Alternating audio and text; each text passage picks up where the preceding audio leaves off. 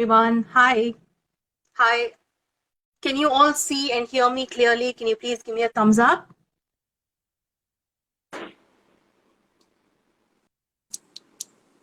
Hi Vahi. Hi Sanjeev. Hi Roshni, how are you? I'm good, Just thank you. sorry, just turning off the Yeah, fan yeah, so yeah, that I can. sure. Okay. Yes. Hi everyone. Thank you for being here today, and thank you for joining this session on photography. I'm Roshni Ganesh, and I'm part of the Grounded team. Our IG Live session today is on the fundamentals of photography, and I have a very special guest joining us today. Today's session will be useful to anyone who is interested in photography. It doesn't matter whether you're a beginner or a professional. The IG Live does say architectural photography, but we are going to be talking about a lot of tips and techniques which can absolutely apply to anyone in different practicing different kinds of photography, definitely. So I'm going to introduce our guest here today, and he needs no introduction within our office, definitely. And we have Sanjeet Wahi here with us today, who's the Chief Operating Officer at Grounded. And to you, he is the person who is responsible for for many of the project photographs that you see on our Instagram page and on our website. Over his many years of experience, Sanjeet has added many feathers to his cap. He started off as an architecture student. He was actually Anjali's classmate in the School of Planning and Architecture. He completed his bachelor's in architecture and then went on to work in the realm of 3D visualization, practice management, and then he went on to pursue his love for architectural and wildlife photography. Sanjeev, thanks for being here today. Thank you so much for taking the time. Thank you, Roshni. It's great to be here. Yeah, I'm Uh, actually, yeah, I'm going yeah, to dive right into it and ask you first, how did you get yeah. into it? How did it all begin? And what prompted you to, take up photography in the first place? I would say it started with me collecting National Geographic magazines when I was a kid, and I Hmm. would always look at these photographs that these amazing photographers captured of all the wild animals, and it was something that really interested me. Hmm. Uh, I never really had the means to pursue it because I didn't have any kind of photography equipment at the time. Hmm. In college, I started doing a lot of 3D visualization, which I became quite proficient at, and in fact, consulted with a lot of architects all over, mostly in Delhi, to Hmm. do visual for them. And the very basics of composing a frame in 3D softwares like 3D Max, etc., was again, something that enhanced that need to maybe have a camera. And Hmm. once I graduated, I managed to get hold of a small, simple point and shoot camera, and it just took off from there. Again, it wasn't the time. I'm talking about early 2000s when Yeah. phone cameras had just started coming in. They weren't really as amazing as they are now, and Yeah, yeah. So so the first iPhone is something that came only in 2007, right? Like as late as 2007. yeah, exactly. So then the fact is Yeah. that that small digital camera was something that I carried everywhere, and it literally never left my side. Hmm. And I had that for 1 year, and I still wanted more. So then I picked up a prosumer fixed lens super zoom, Hmm. and again I still wasn't satisfied, and I ended up getting a DSLR. Another year after that, and I've just not stopped photographing whatever I could since then. Yeah. Yeah. So the speaking of setting the scene, like which is what you do, whether it is visualization or photography, like it all starts with the frame, right? And yeah, it all starts with composing and figuring out how you want to frame the photograph. So my first question to you is actually going to be this. How do you start with composing? Like, what are some of the basic tips, and what are some of the simple and effective ways of framing that a beginner could start off doing? Okay, so composition is quite interesting. There are certain rules that you can follow, and at the same time, it's very easy to break the rules and still get a beautifully composed photograph. So Mhm. right now, we are going to cover 6 or 7 different composition techniques, and post that, I'll also show you some examples of photographs which don't really follow a certain rule, but Mhm. in a way still work.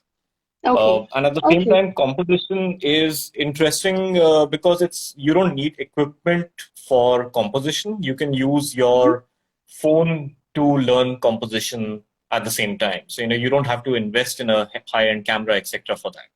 Okay. So let's just dive straight into this. Yeah. Yeah. Okay. So I hope everyone can see my screen. Now, this is a photograph of the House of Three Pavilions, Mandre. You might have seen it on the Grounded page. Yes. Now, the interesting thing about the photograph is that I have 2 shots of this photograph. One which is framed by the door here, Mhm. and there is another which is a zoomed in version of the same photograph. Now, you can Yes. Yeah. see different both the scenes look, even though they're off focusing at the same area. And it's simply because the door frame kind of uh, pulls your eye straight into the matter, straight Mhm. into the subject here, and you focus on that a lot better. But even though this photograph also works at the same time, your eye is going to many different elements in the Elements photograph. distributed across the frame. Yes. So, Okay. this technique is called a frame within a frame. So Okay. that's a very standard composition technique. Mhm. You basically take a natural existing frame in your composition and you framed certain items within that. I'll show you a non-architectural, kind of non-architectural photo example of that also. This is a photographs of my friends' kids. And again, this is another example of a frame within a frame, and the eye straight away goes to the 2 subjects, framed by this amazing window. Yeah. Yeah. So that's another example. Okay. Okay, Yeah. Yeah. Got it. let's So go on to the anything next one. geometric would work for you to establish a frame within a frame, right? Like it could be a door, it could be a window, it could be a niche. Any kind of opening or any kind of geometric element would help you establish a frame within a frame. Absolutely, it's not. In fact, even organic elements such as trees. You have 2 trees on the sides, and you take a Hmm. photograph of something that itself can also provide a natural frame to your subject. Okay. Yeah. So that could also work. Yeah. Yeah, let's go on to the next one. Yes. Now, this is something called, this technique is called the rule of third. It's a very common technique used by a lot of photographers. Instead of Lovely. centering the subject, you kind of offset it. So if I Hmm. was to actually draw a grid across this photograph, you'll notice that in a 3 by 3 grid, the bird kind of follows the cross section of one of them. Yeah. Yeah. Yeah. Okay. So this is called a rule of third. It just provides a bigger background, and the subject which is in the foreground is kind of on one side. It creates a better environment. Hmm. I don't think the photograph would have looked as interesting if the bird was centered, to be honest. Yeah. Yeah.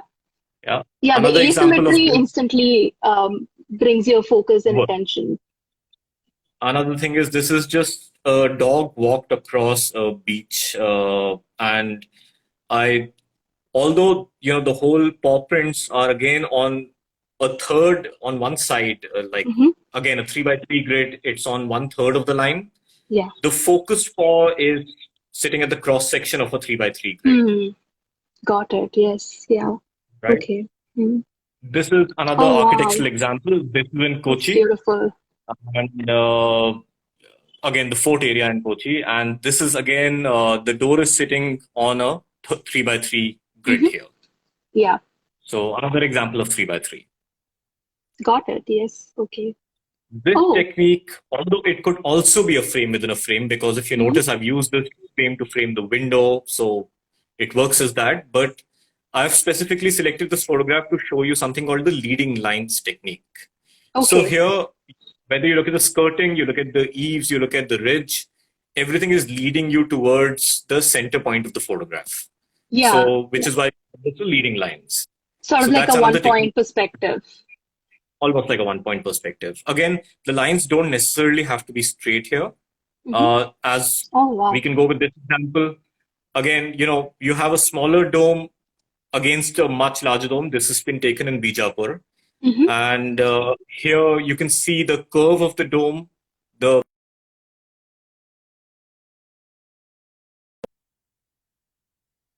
Yeah, leading line. got it. Yeah. This is, again, a single line, which is basically a road. This was taken in Corbett. And Okay. it's, again, the visual, when you follow the road, leads you towards that jeep, which is full of tourists in Mm-hmm. almost the middle of nowhere. Yeah, yeah, Yeah. yeah. Taking So you that, towards that one particular distant element. Wow. yeah. Now, this technique is called fill the frame. It works very well. A lot of portrait photographers use this. You'll see it in a lot of fashion magazines and stuff, especially for things like makeup, etc. Mm-hmm. Uh, so again, you zoom in on the subject and you kind of focus on certain features, Mm-hmm. uh, and you kind of fill the frame with the subject. So I have Yeah. a few examples of this. This was an elephant that,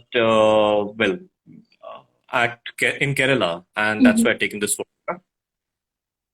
This is a planter which was on the terrace of my house, and I literally shoved the camera inside the planter and took this photograph. So again, Yeah. filled the frame, created a very interesting composition, and the plant itself was a great subject, to be honest. Yeah. Yeah. This is a sunflower, and this was in Karnataka, somewhere near Badami. And again, I've filled the frame, again, not taken the whole flower, taken part of the flower, and kind of Mhm. almost filled the frame Yeah, this is with this this. is such a great way of capturing texture, right? Like, I mean, just the petals, the lightness of the petals, and then the density of the center. It just comes out so beautifully in this picture. It's amazing. Yeah, you put it a lot better than I ever could, Roshni. Thank you. So then one more example Oh, is wow. this white peacock, and again, I didn't focus on the feather tips that a lot of everyone loves peacock Hmm. feathers, obviously, but just when it spread its the whole what do you call it, the tail feathers. Hmm. Hmm. I just focused it on the face, and the peacock's tail feathers itself became the background and kind of filled the frame with the whole Yeah. uh, with the portrait of the bird here. Yeah. Oh, This wow. is another Beautiful. technique, and now in the fourth one, this has been taken in Red Fort in Delhi, Hmm. and we are now looking at an example of symmetry. Yes. So again, one side is perfectly mirrored to the other side, and Okay. again, a very common technique to take photographs. Architecturally, also, it works very, very well. Yeah. Yeah. This is House of Three Pavilions again in Mandre.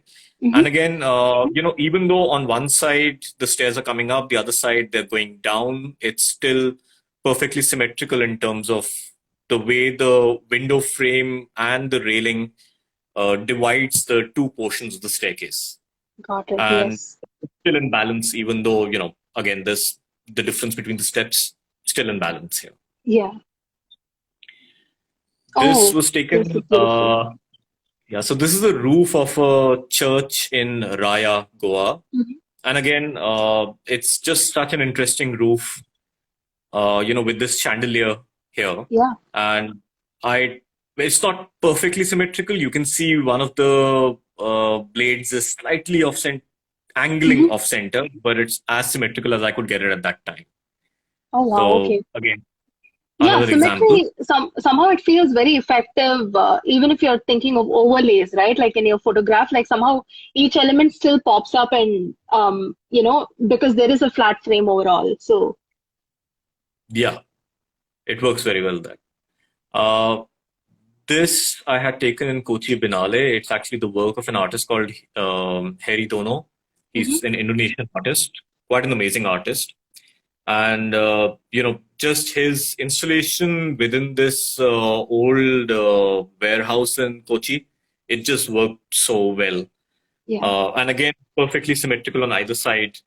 So another great example of symmetry here. yeah, yeah.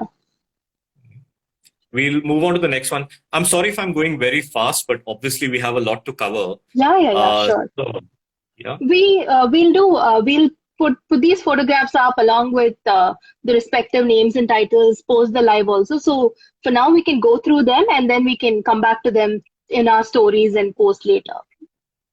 perfect.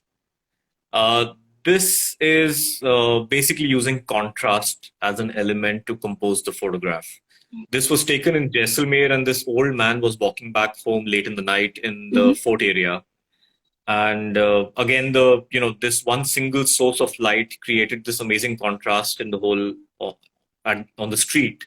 Yeah. So just use that to take this photograph. I have a few other examples of contrast. This is in the Qutub Minar complex, Alai wow. Minar, which was the one that was never completed, to be honest. Sorry, it's kind of losing focus.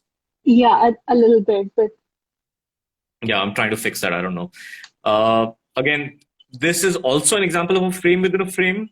You can see that because this archway, which is partially hidden by the wall here, is creating a separate frame for the subject standing there. But yeah, I chose it specifically for the contrast because the light coming from outside versus the light inside is just so different. It gives yeah, this just unique. the juxtaposition. Yeah. Yeah.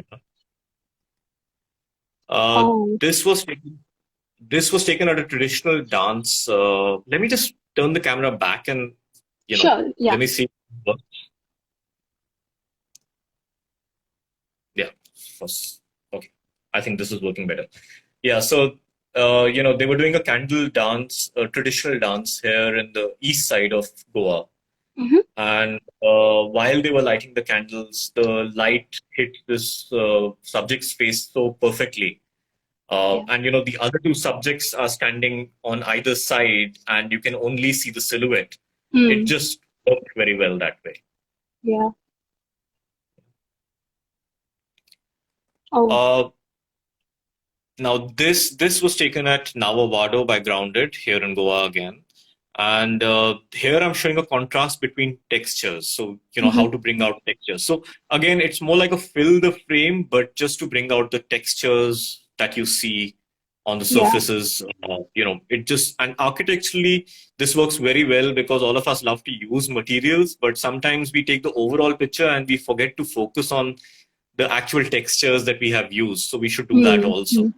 Yeah. Right. So this is just a simple granite slab in a pathway, and it's overgrown ground cover on all sides of it. It just seemed very interesting.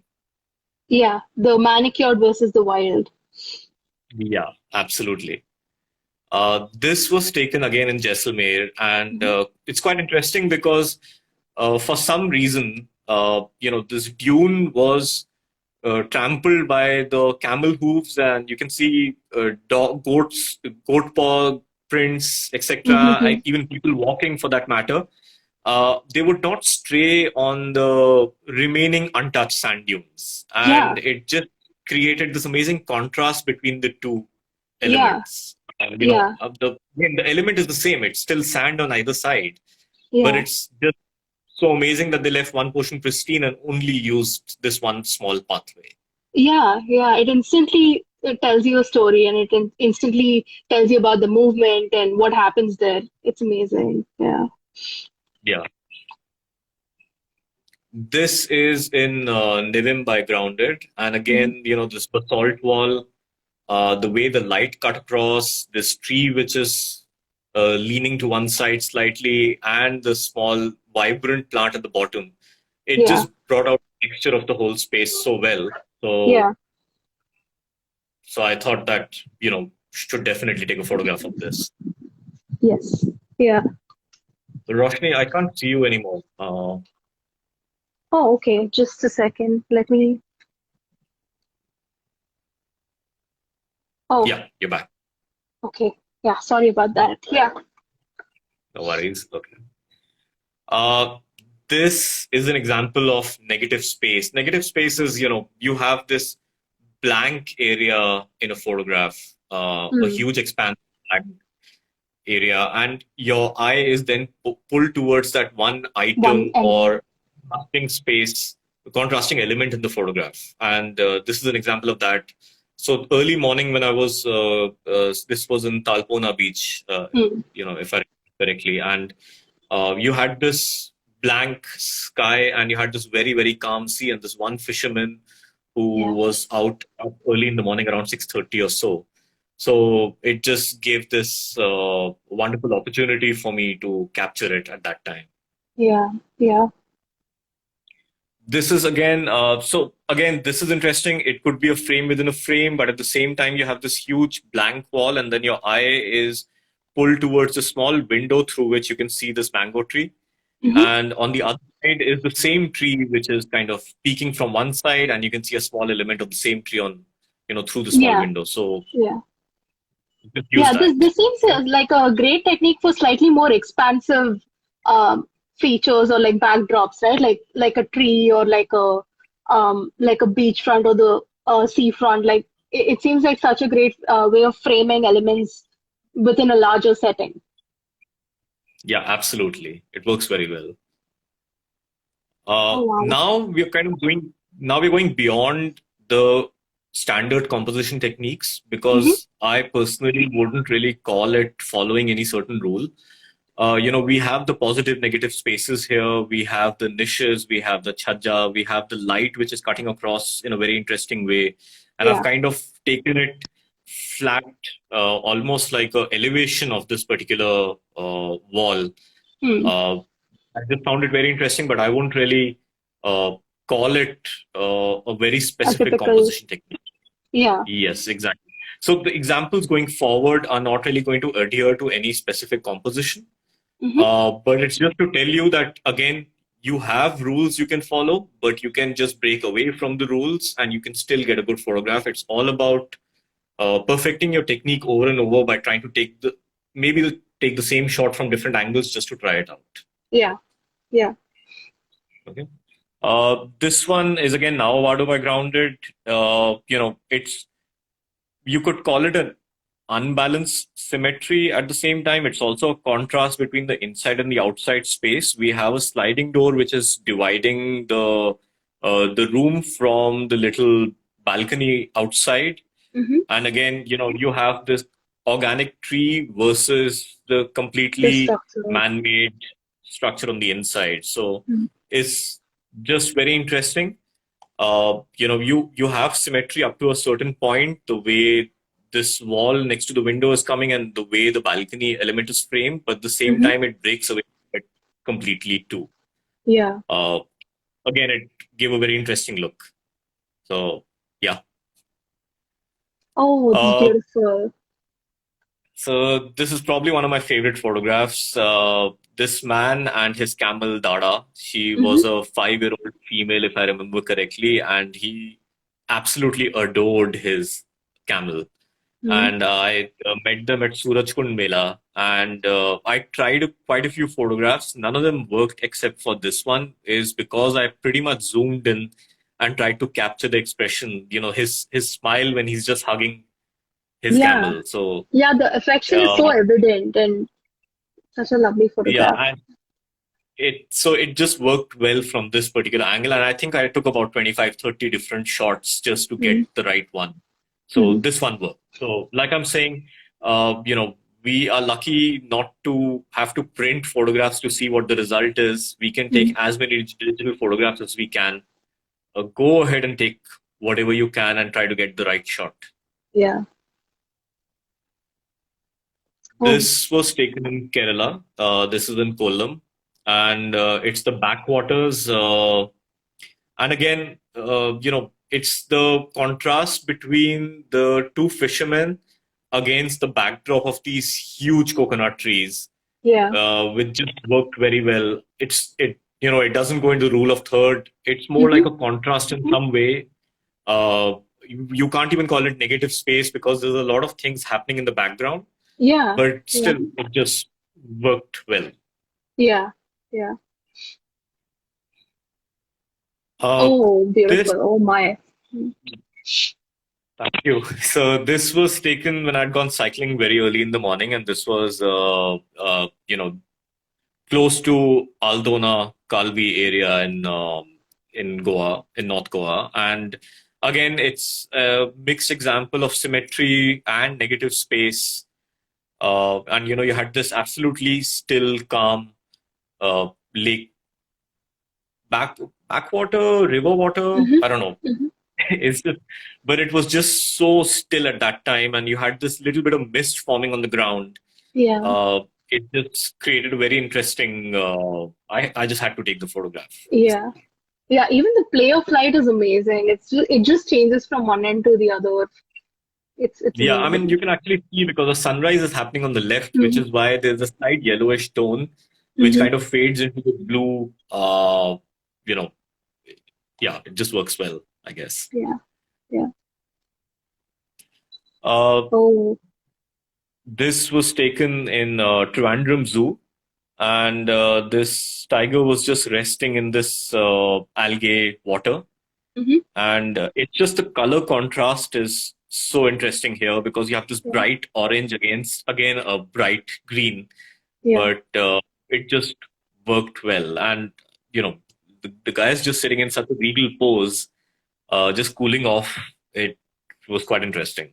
Yeah. This is an interesting one. So the thing is that here the photograph kind of creates a slight mystery as to what is actually happening because you have this Qutub Minar complex, and Mm-hmm. because I've told you Minar, you're probably guessing that these three individuals are actually looking at the Qutub Minar itself. Yeah. So, Yeah. so Yeah. Your the first photograph, reaction is there's something happening behind them. What are they looking at, like in front? yeah. Yeah. So I mean, it kind of creates a story. So the composition, so composed photographs can really tell a story. If Yeah. you have to know how to take that particular shot, which Mm-hmm. is why, like I said, just keep taking multiple shots and you'll get the right one. Absolutely. Yeah. This was again taken at a river near Agonda Beach in Mm-hmm. Goa.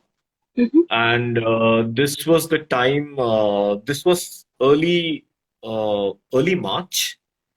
And, all these trees had this beautiful red flowers that had Mm-hmm. bloomed and they had falling in the river. So you had this river with carpet of red flowers, and you Yeah. had this absolute green background and a lot of birds, which are hunting for fish in this area specifically. Mm-hmm. So again, a very interesting shot because I probably wouldn't have gotten it if I'd gone any other time of the year, Mm-hmm. because I wouldn't have had this background then. Yeah. It's very seasonal and specific to that place. Exactly. Oh. This is a very interesting photograph. There's no specific composition to this. I was just lucky enough to shoot maybe one or two photographs, and I just got this one. It Mm-hmm. was very interesting the way these three were just sitting. It was almost like they were having a conference, and they kind of just shut up when they realized I was taking a photograph. Yeah. Yeah. And yeah, just three very interesting subjects sitting and just having a chat, I guess. Yeah. It looks like it for sure. Oh, Oh, sorry. wow. Okay, let's go to this one. So Okay. this is so typical Bombay, I would say. You have Mm-hmm. the Asiatic Library, which is obviously extremely famous. Yeah. You have people resting on the steps. You have the Kali Pili standing in front. You have this one dog also resting on the step on the side, a lone man Mm-hmm. walking. So it's kind of captures a portion of the spirit of Bombay in some way. Yeah. Uh, Yeah. And it's such a great play of contrast as well, right? Like you have the stairs which are moving horizontally, the columns which are reaching upwards, and then you have this sudden pop of black and yellow, which is the Kali Pili. And yeah, your eye is drawn to all parts of the frame. Yeah, it's you certainly put it very well. I mean, thank you. Oh, wow. It is Uh, amazing. so this was my neighbor's cat who used to, for some reason, entertain herself at our house, and Okay. and a black cat with this beautiful, amazing orange eyes. So she was sitting Mm. next to a window, and again, there's negative space, there is color contrast, there is texture contrast. There's so many things that I could Yeah. point out to, So it's a multi-element composition. Mm-hmm. Mm-hmm. Uh, Yeah. and again, the eye itself is just so beautiful. Cat eye is actually very interesting to photograph usually. Yeah. Oh wow. This Okay. is the last photograph, and I'll show you. And there's a reason for that. I'm Mm-hmm. pointing out a flaw in the photograph that I just can't unsee. Now, this was a tiger who was there in Trivandrum Zoo, decided to yawn at the right time, and I could capture him. Mm-hmm. But only after I took the photograph, I noticed this broken tree branch, which was vertically placed here. It kind of splits the photograph ka bottom in, Yeah. and the problem Yeah. is that I just can't unsee it. So I love the photograph, but I hate it at the same time because not like I could have done anything about this stick. I couldn't have gone Yeah. inside the enclosure and removed it. Yeah. But it's just an eyesore that it's there and it's ruining the photograph for me. Hmm. So, Yeah. uh, yeah. So I just wanted to point out that, when you take photographs, architectural, non-architectural, sometimes you have the opportunity to set a scene. It's a Mm-hmm. good idea to go over it once, twice, thrice, as many times as possible. Take photographs, look at the photograph, and then decide again whether something is out of place or not. There Yeah. are times when, I'm taking architectural shots and I realize 10 minutes later, I just took 5 shots and I left my camera bag in one corner, which is visible in the photograph. Yeah. you Okay. know, just the basics, or you forgot to remove the doormat because it just Hmm. doesn't work in the scene. Yeah. So you have to look and relook if you're able to, modify the Yeah. scene. Please make sure that you do so. Yeah. Someone has a very interesting comment here. They're calling it the tiger with the walking stick. I think I'll try to market the photograph with that comment. Thank you. Yeah. Hmm. Okay, so that's pretty much what I want to show you in terms of Mm-hmm. composition. Yeah. Obviously, Lakshmi, we'll put up the different techniques as stories so that people can Sure. absorb it. Yeah. Yeah. So, I actually, before we start discussing techniques and how to work with equipment, I actually want to ask you about your work with Grounded, right? Like, so you are very much involved in every stage of the, conceptualization, the design, and then the execution on site, all the way up to photography at the very end. So, Yeah. my question is, since you are part of the story, like, and you're very aware of what's going on behind the making of every space, how does this translate into your photography? And how does your prep happen? Like, what do you do before a shoot? And what would you suggest are some soft skills that any architectural photographer should have? So this is interesting. So I mean, for me, it works very well with Grounded because I've worked with Anjali and I've studied with Anjali. So we're kind of pretty much in tune with each other, and I understand very well what kind of photograph she wants, and she's able to clarify it very easily to me, the kind of shots she wants. Plus, Mhm. because I'm working on the projects, I kind of know the elements that we love, and we have to capture it in a certain way. Yeah. So it it it's easy for me to take photographs for Grounded Hmm. because I know the subject matter very well. Yeah. Uh, Yeah. but at the same time, if you want to take photographs of other architectural projects, something that you're doing just as a photographer, Hmm. it's a good idea. The two things that you must do is one, talk to the architect and talk to the clients Okay. because they themselves know the buildings well. They Mm. understand it. They know the key spaces. They've Hmm. seen it getting built over time, and they know Yeah. what to focus on. So that gives you a very fair idea. Second thing is doing recce at site Hmm. is extremely important. You can't just go and decide that okay, I'll take photograph for 2 hours and come back. That doesn't Yeah. work because you have to understand the site. You go there, you spend a whole day cycle. You understand where the light's coming in from the morning, afternoon, evening. Mm. The shadows are falling, etc.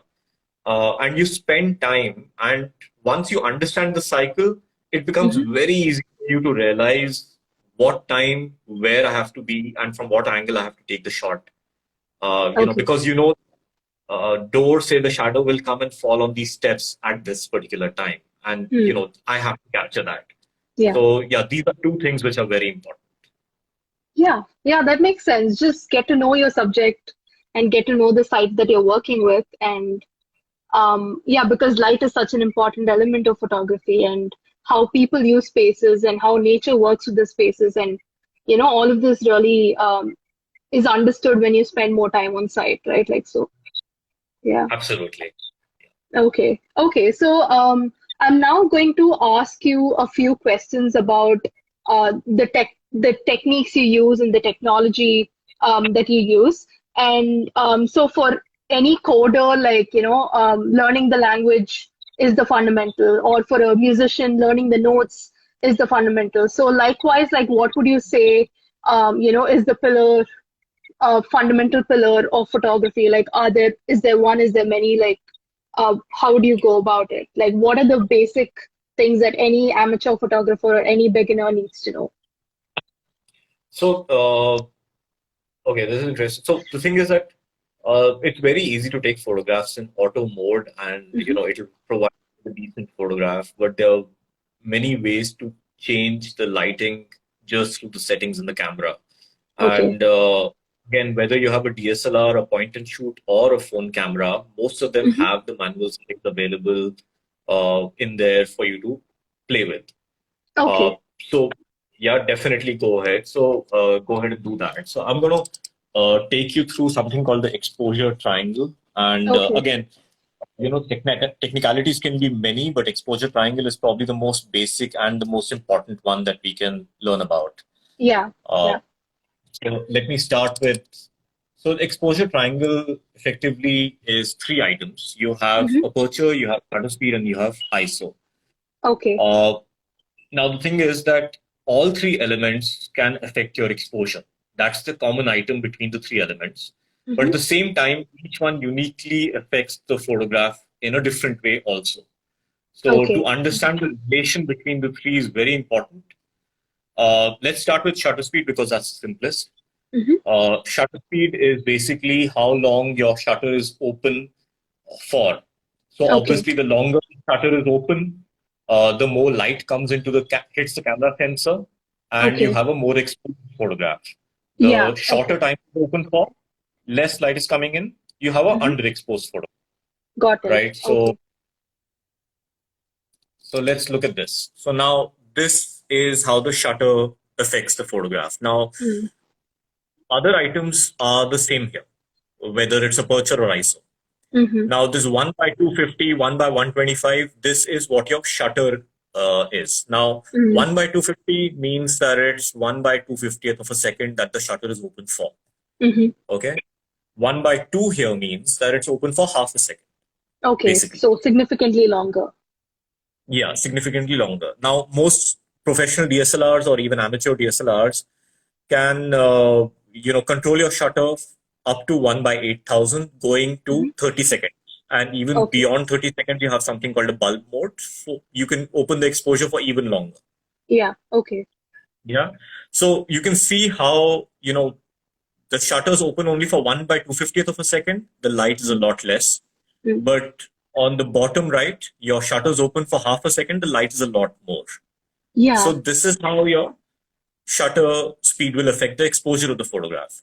Now, on Hmm. the flip side, what's the other ability that the shutter speed has is capturing the photograph instantly or for a long time. It affects the subject. If you have a Hmm. moving subject in the photograph and you're not using a tripod or anything like that, the photograph can be blurred or the subject can be blurred. You could do Yeah. it deliberately also, obviously.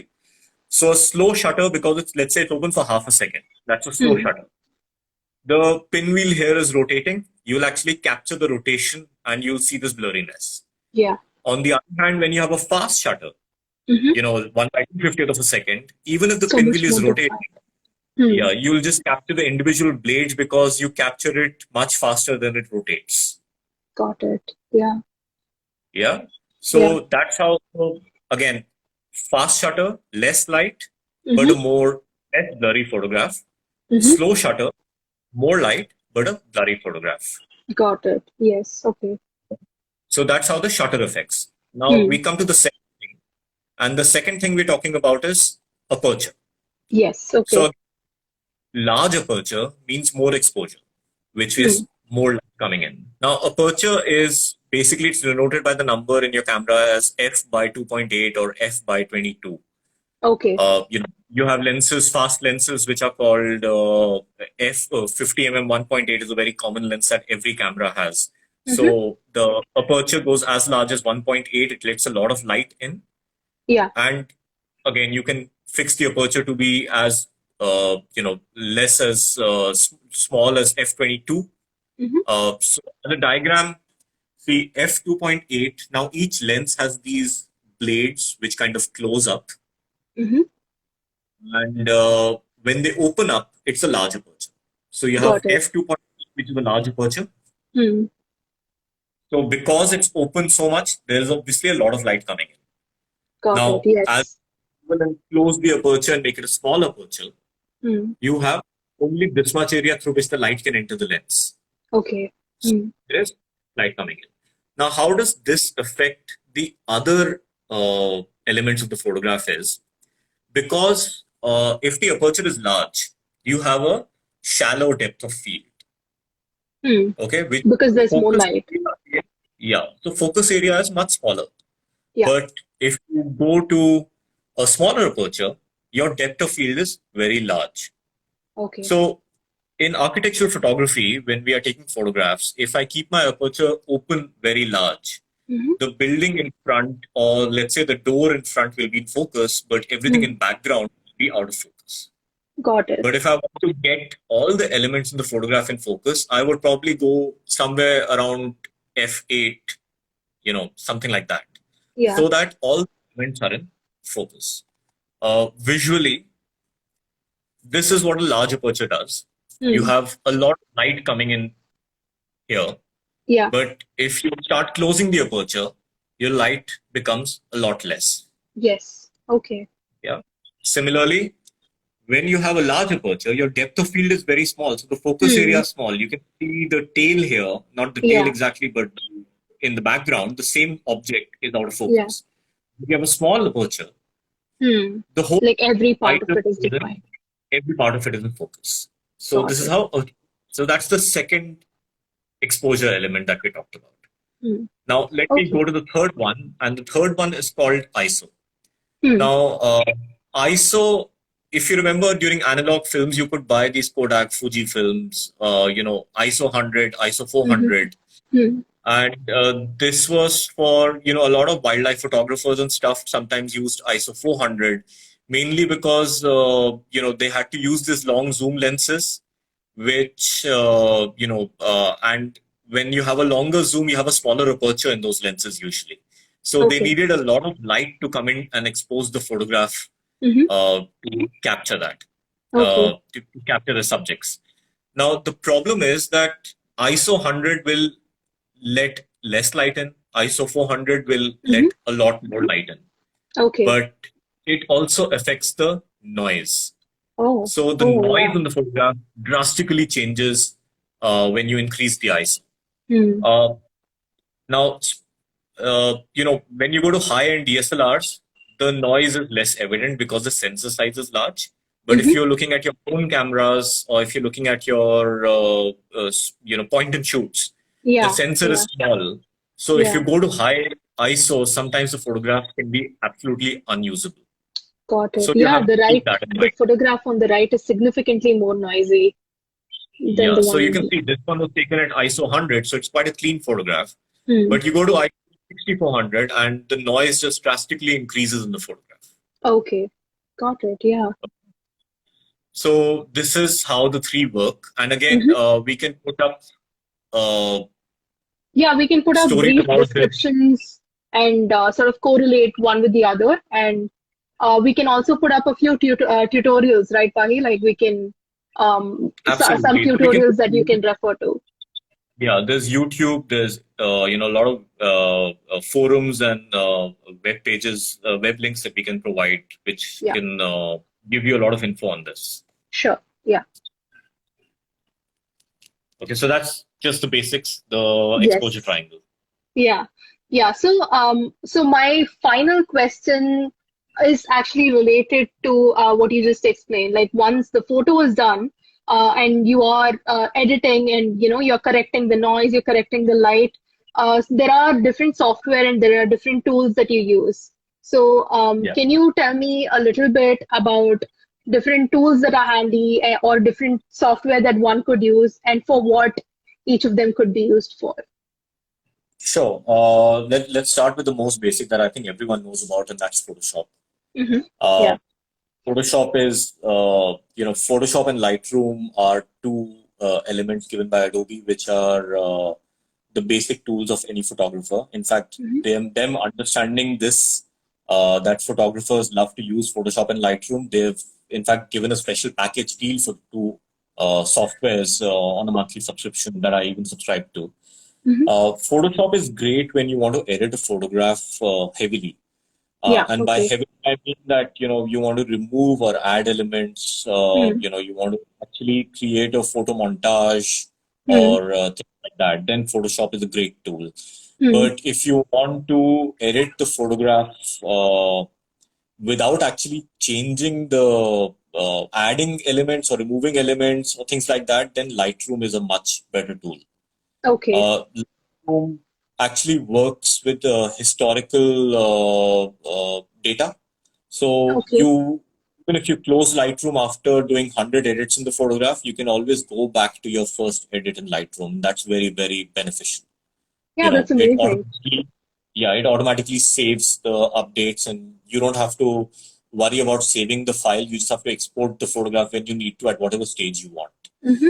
So Okay. Lightroom is a great tool, and that itself can be multiple master classes by many people who use Lightroom. We can give you links again for that. So these are the two basic tools that I use. Mm-hmm. The next one that I want to talk about is something that works with noise. And again, when you do have high noise photographs and you can't avoid the noise because you had to increase the ISO for some reason, Mm-hmm. then you have two softwares that are very common, and one is Noise Ninja, and the Mm. other one is Topaz Denoise AI. Okay. We'll Okay. give the link to the web pages also. People can download them if they want to try it out. Yes. Lightroom can also reduce the noise, so can Photoshop, but they Mm-hmm. can't do it as well as these two softwares, which are specifically dealing only for noise reduction. Okay. Okay. Wow. The last item that I want to talk about is Viewpoint, and I think that's an amazing software for photographers specifically. Mm-hmm. Now, when we take photographs, perspective obviously comes into play, Mm. and not just perspective, also each lens of a camera is actually slightly convex. Mm. And what that does is it kind of bends the lines. There's always a minor curve to the lines that you don't realize. Sometimes you don't even realize until you remove that curve. Yeah. So this particular software is so this is what is done. Now, again, when you're taking a photograph, obviously the sides are going to be slightly angled, Tapered. etc. Yeah. Yeah. Right? The other way is you go really far, you use a long zoom, and you kind of try to take it in elevation as much as possible, which, Mm. doesn't work most of the time. Second is you invest in these special lenses that these companies make, and those are Mm-hmm. very expensive lenses to go with. The good option for this Viewpoint is that it pretty much takes these lines and it straightens out the photograph. And this is something that I use very often. Mm. So here's the contrast. Same photograph, just edited in Viewpoint. You don't really Yeah. lose that much quality, and Yeah. it just makes for a better photograph. Yeah. Yeah. There So is a marked difference. It's incredible. Wow. Okay. yeah, again, a Yeah. software that I would highly recommend. Yeah. Okay. Uh, So yeah, we'll that's definitely pretty much add it. swipe up links to the software also, so that you can We could see what they have to offer. You can download them and practice using them on your phones and computers. So all of them are available for Android and iOS, right? to be honest, I edit my photographs on the computer. So I'm not really sure if Viewpoint is available for Android or iOS. I know it's available for Windows and Mac. Okay, Uh, yeah. yeah, and a larger screen to edit in is always better than a smaller phone screen to edit in because you won't notice a lot of small elements. You'll miss them.